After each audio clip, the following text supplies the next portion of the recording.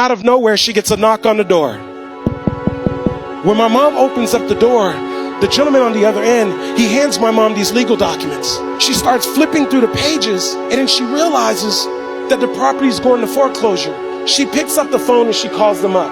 And she goes, "Hello? Oui, this is Marie.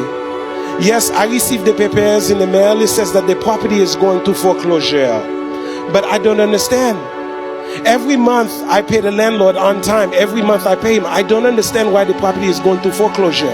The lady on the line could tell that my mom sincerely did not understand what was going on. She said, "Oh, Marie, even though you've been paying the landlord money every single month on time, the landlord has a mortgage. The mortgage is attached to the property. Because of that, the bank has the right to foreclose. And so, ma'am, the property is going to go to foreclosure." And so my mom asked her, "Do you think that maybe I can go to the foreclosure sale? Whoever buys the property, I will be a good tenant for them. I will stay in the property. I will pay them the rent. Please, do you think that they will let me stay?" And you know what the lady told my mom? She said, "Ma'am, it's not even worth you showing up. Whoever buys that property is not going to want to keep your little restaurant in there." So my mom was devastated. She's like, "This is how I take care of my two boys. I got all my life savings into this property." And so about 2 weeks later, my mom says, "You know what?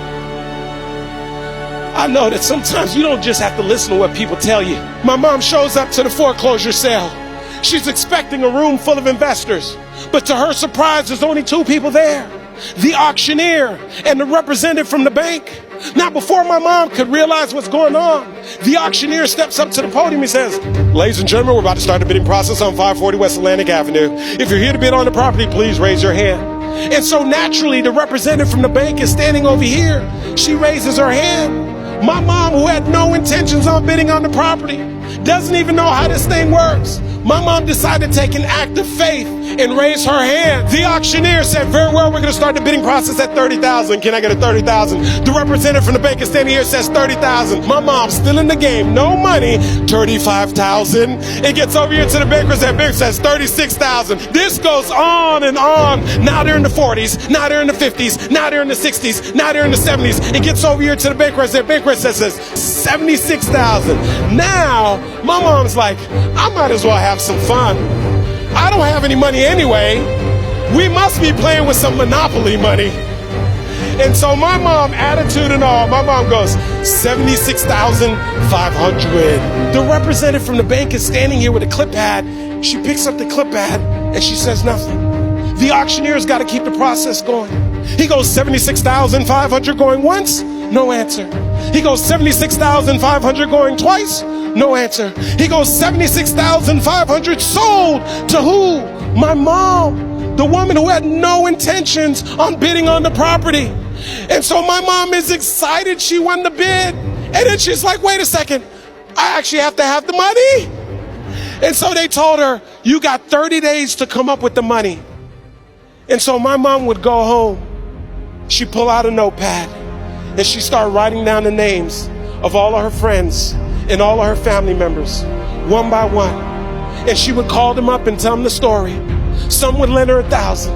Some would lend her 2,000. Some would lend her 3,000.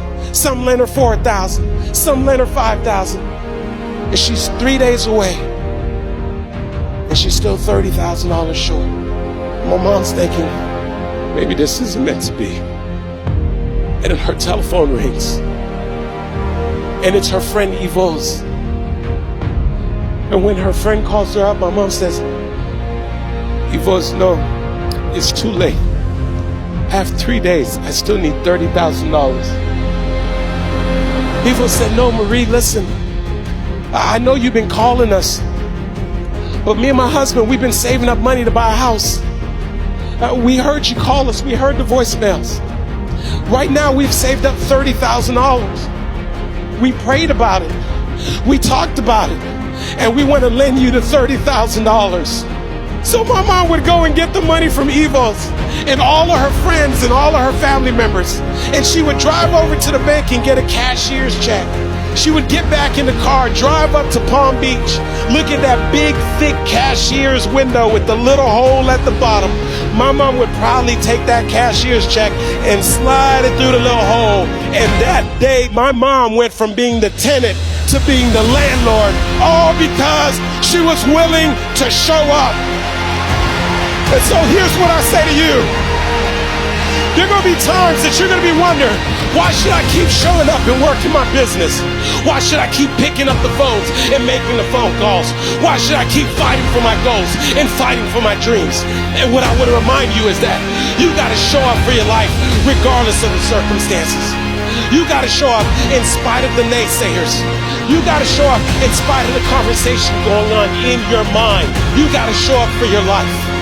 Because if you don't,